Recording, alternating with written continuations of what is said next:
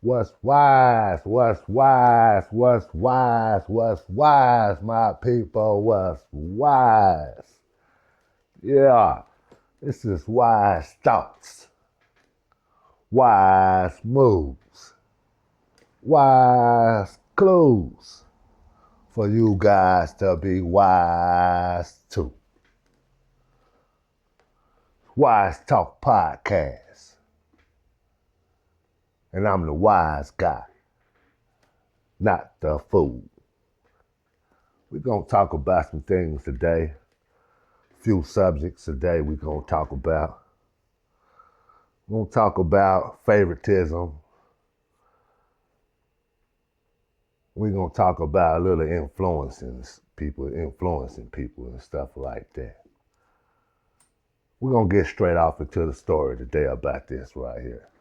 We ain't even going to play around with it. I'll tell you this story about this favoritism stuff. You got a parents who have 3 kids, let me say it this way. Got an older daughter, 2 brothers, and this is how the favoritism starts out right here. You have the parents that may want to give the daughter, or maybe want to give the other brother a little bit more attention that they want to give the other 2. Maybe want to go buy them a gift or something, but don't want to buy the other 2 a gift. I call this favoritism. And this favoritism right here is what destroys family. It all started like this. You have parents that give all the attention to the daughter, like I said, or like I say, maybe the son. So as they growing up, you have the 2 brothers, or maybe the brother and the daughter. You know, the mother may say, well, I'm gonna give this person this attention today, and I'm not gonna give it to this person today. So the outcome, now these kids got older. So as these kids get older, whatever one who gets more attention than the other programs their brain to feel that they better than the other ones.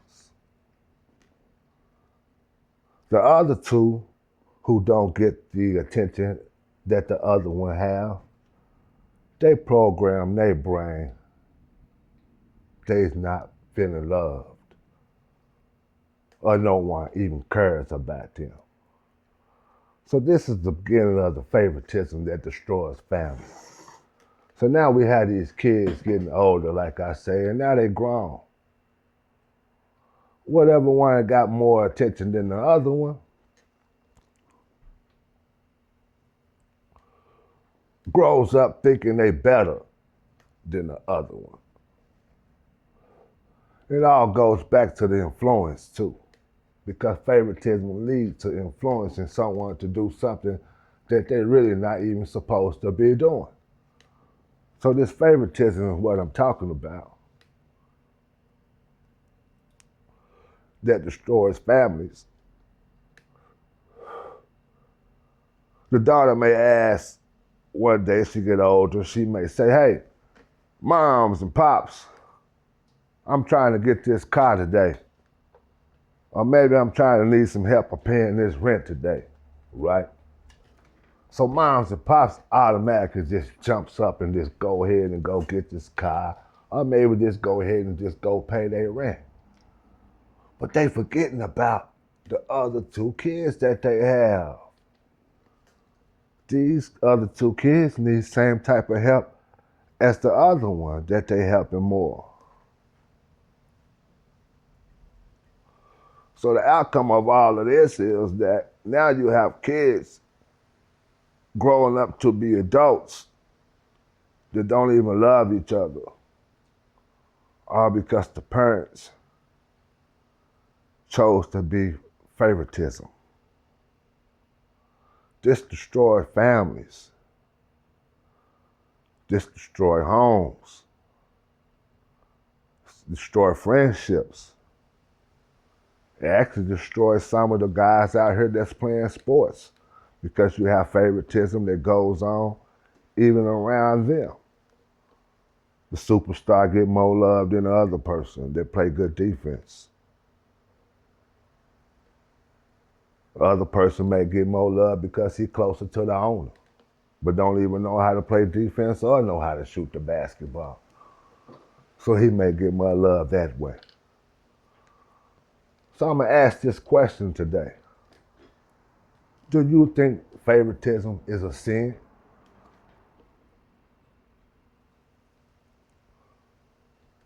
Leave it in the comment. Tell me what you guys think about that. Favoritism. It goes back to influencing. The same person that got the favoritism. You're influencing them to be better or think they better. Let me say it that way. Making them think that they better than everybody else just because you share more love with them than you do with others. You know? And I'm gonna get off the subject a little bit because this right here just been playing on my mind a little bit. So I'm gonna get off the subject and then we'll get back to that favoritism and influencing. But this what's on my mind has got something to do about the favoritism and influencing too. Let me say this. You got brothers out here, they may have a big old package to come in, right? You got real street brothers that was really dedicated out into these streets. Some of them may be illiterate, they can't even read and write and spell. So all the things they know how to do is to be in the streets. And most of them guys can't be controlled. You can't connect a string to them. They have their own ways of looking at life due to the certain situations that they done been through in life. So let me say it this way. And this is just my opinion. It made me look like an asshole, but I'm still gonna share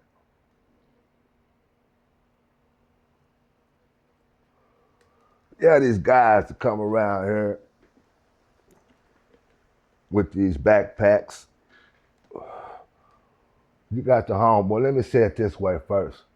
You got the real street dudes that's actually from the neighborhoods in all 50 states, whatever neighborhood it is. Then you have the brother that's not a street dude. He's just a brother that was born and raised in these neighborhoods, right? So he gets his pass from being born in these neighborhoods. Not because he's a gangster, not because he's a hustler, just because he was born in these neighborhoods. Then you have these guys that comes down here from a whole different state. Well, let me put the state out here. I ain't gonna put the names, but I'm gonna share the states. Because some of you guys think these states is real powerful and these guys that's in these states are real gangsters or whatever you guys want to think they are. But to me, they're just human beings, just like everyone else. But these guys that pops up down here in these little small cities, portraying this gangster role, like they the hardest person to walk the earth. But when the police tell them to freeze, they get against the car, put their hands up on there. Well, let me get off of it. I'm gonna talk about what I'm talking about. These gangster guys that come around here from these different states, California. Let me say California first of all. Yeah, I'm talking about you guys. And if your foot fit in the shoe, I'm talking about you. Yeah, we got these guys from California that come down here, call themselves big gangsters, big ballers, or whatever they want to call themselves. When they come down here to these little small cities, like Oklahoma City, north side of the streets, the North Highlands, you guys come down here with these packages, right? You guys don't come connect up with real street niggas. You guys don't fool with the real street niggas, real street brothers. Let me delete that and say brothers. You guys don't mess with the real street brothers, the ones that's illiterate and can't read, so they base their life on being in the streets. You guys don't fool with them.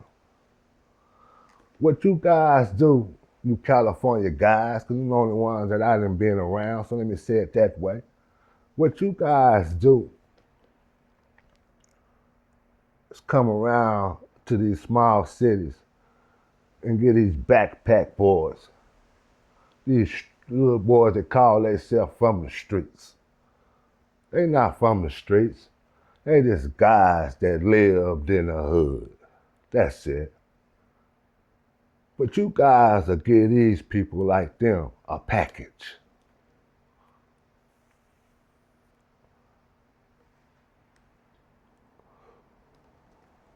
I know why, but at first I didn't. You guys will give them type of guys the package and be scared to deal with this real street guys that's from wherever little city they from. But y'all call yourself the gangsters and the killers and the real niggas. But y'all scared to go deal with the gangsters, the killers, and the real niggas in the other 50 states. Go deal with these backpack boys that's in school so y'all can control them, tell them what to do. Because you know if you're blowing them old flunky games that y'all play, old snake games that y'all play with the real dudes, the real guys, it'll actually show why y'all travel to different states. Because y'all ain't real neither. And if your foot fit in that shoe, I want you to wear it too. Let me get back to this favoritism now. Yeah, like I'm saying, this favoritism destroys families. Destroys business. It destroys everything that's righteous. But anything that's snakish gets by. So if you ever paid attention to it, look around yourself and ask yourself these questions right here. Is you a part of the favoritism? Have you ever been a part of favoritism? Have you ever seen it happen before? And if you have, then you understand what I'm talking about. You know? It's destroying a lot of things around here, this favoritism it is. I don't understand why it's going on the way it is, but it is. Sometimes I try to ask these guys or some of these ladies that actually do these type of things. Instead of them answering my question, they gets mad at me for some reason. They don't like talking to me. They blocks me and all this type of stuff. Don't understand why they do it, but they do.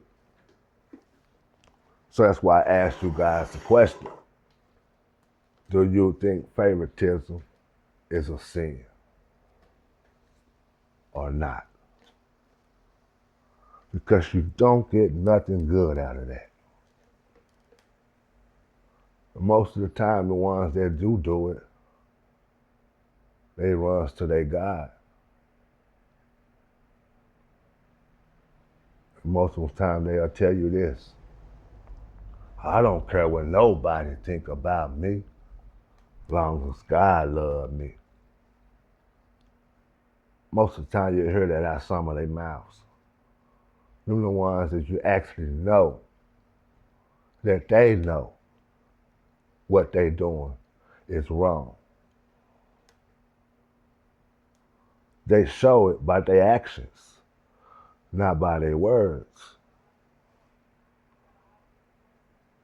So I'm gonna say it like this.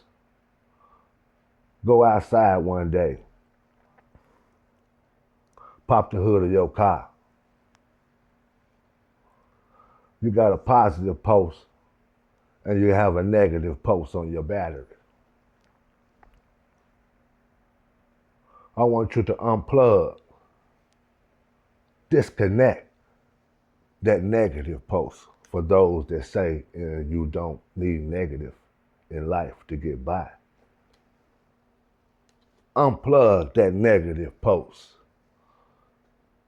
and see if your car will start with just a positive post connected. I'm pretty sure it won't. I ain't gonna say pretty sure, I know it won't. So sometimes it takes a little bit of negative with positive to get something going. That's his life. Third eye view. It's what's going on. Then you have these guys running around here say this: more money, more problems. Nah, that's you puppets. More money, more problems. Nah, more money, more partying. That lead to problems. Because with the right type of money, and you be the tool, you can loosen up all. I ain't gonna say loosen up. Delete that. I mean to say this. With the right type of money, and you turn it into a tool, you're able to tighten up all loose screws. So money is never a problem. Money is just a problem for you guys that love it.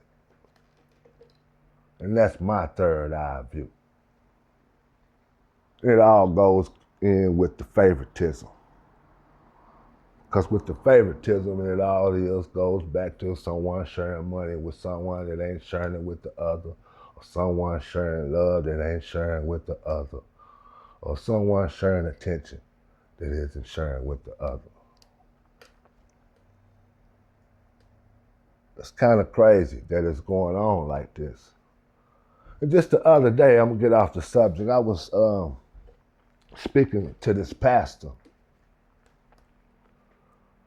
you know, and we was in a deep conversation. I had asked him a question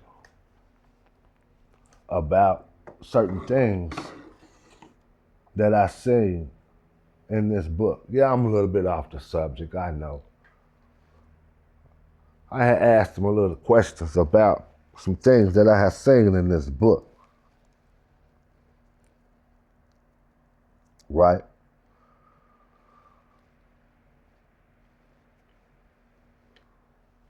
So when I asked him this question, I asked him in front of some people. And if you want to know the question I asked him,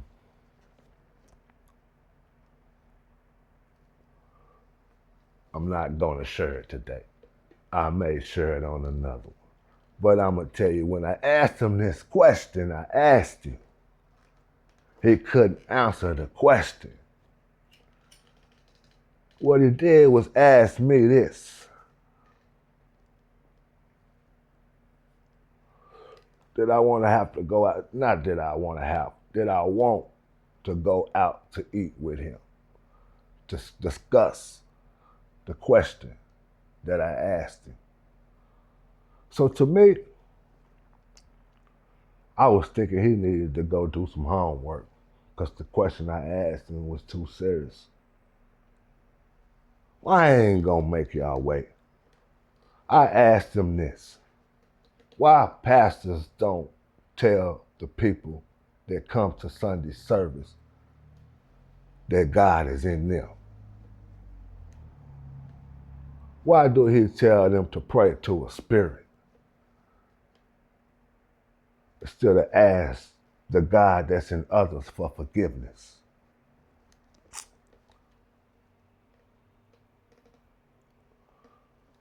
He couldn't answer that question.